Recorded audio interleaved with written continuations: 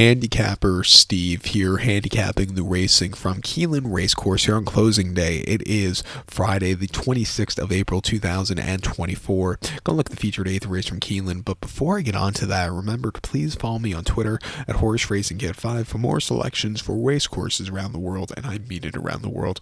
Join me next week for my first things first, the Guineas preview from Newmarket, and also the most important thing, the Kentucky Derby from Churchill. My preview, hopefully for the Derby, should be up, I'm hoping Wednesday, but you never know. But let's look at the 8th race from Keeneland now. It is the featured. It is the Bewitch Stakes. It's a grade 3 event going for a purse of $300,000. Race for 3-year-old fillies, 4-year-old fillies and mares here. 4-year-olds and older filly mares here. Can't speak. Field 9 horses going 2,400 meters or a mile and a half on the turf course. Top selection here in the Bewitch. I'm going to go with the number 8 horse, Vigara. I'm going to go 8625 in the superfecta. 8625 super. Top selection 8 horse, Vigara. 5-year-old mare by Noble Mission. Grand Motion trains. Flavian Pratt gets them out.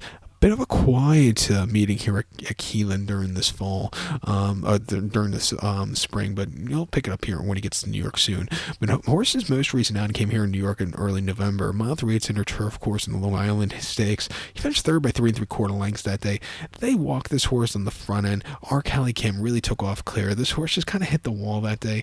You know, after a tough fall campaign, I think you saw a tired horse refreshing back to this turf course.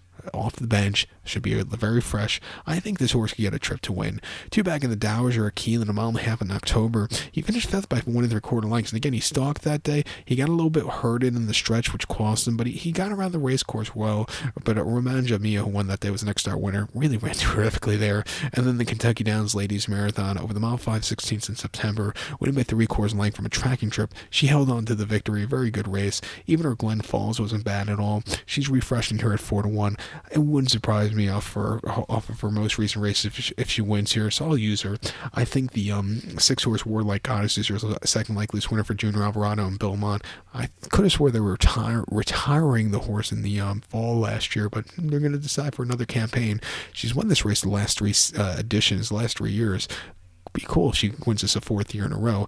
She likes this turf course. She's only lost once on it. That came in the Breeders' Cup Turf of 2022, where she had a massive 3rd place finish behind Rebels, Romance, and Stone Age. She was definitely the best turf horse in this country that year, but she closed up nowhere from the inside poster that day to get the job done. Came back to running this race last year, where she won by 1 1/4 lengths. Came back to running the New York Stakes, where the turf course was playing towards speed, also off of a shorter trip. She just couldn't get there late. And then the Glens Falls, she finished 2nd by neck. Mikulik had the jump on her. She wanted to go. Joelle had a very rank hold on her. What can you do? That's why you don't see Joelle riding the horse that day after that, and not today. And then ran the Joe Hirsch at Aqueduct on a very boggy outer turf course. Over the mile and a half, she won by 4 1/4 lengths that day, and that was probably one of her best races. She really took off clear.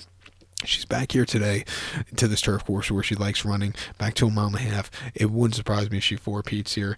And a bit of an upsetter, the 2-horse Queen's Command. She's come from Southern California. She placed in the Santa Ana Stakes at Santa Anita in February quite nicely. And then, won her stateside debut in an optional 50 in January quite nicely.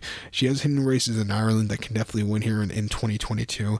I'll give her a shot here, but I do think it's a 2-horse race between Vigara and Warlike Goddess, so watch out for them. But to recap my selection for the 8th now from Keeneland here on closing day, it is the Bewitch. Going to take the 8-horse Vigara. Give kudos to the 6-horse Warlike Goddess and the 2-horse Queen's Command. 8625 Super, 862 in the multi-race. So good luck to all. Please follow me on Twitter at HorseRacingKit5. Good luck everyone.